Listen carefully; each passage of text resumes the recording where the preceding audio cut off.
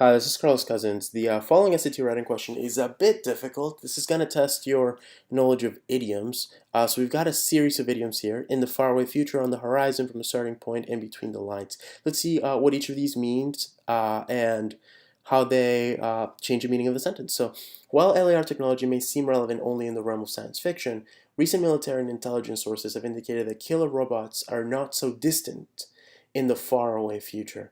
Well, this sort of is a contradiction because if they're not so distant, that means they're close. So they wouldn't be in the faraway future, they'd be close. So that contradicts itself. That doesn't make sense. On the horizon. So on the horizon means you can already see it.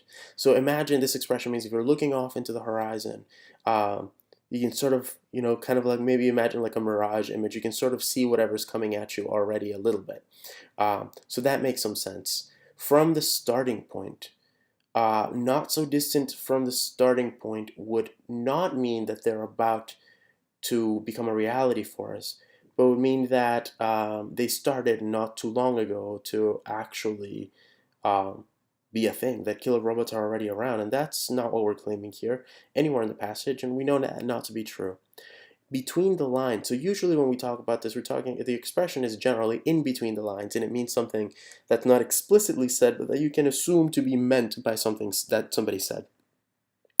So if that were what we're going to say, indicate that killer robots are not so distant between the lines. Without the in, it's already wrong, and you're not you usually say reading in between the lines. It's a bit of a strange expression here. What lines are we referring to if the saying is incomplete? So that's the idiom is incomplete. So we're leaving that out. So the only idiomatic expression here that makes sense is answer choice B.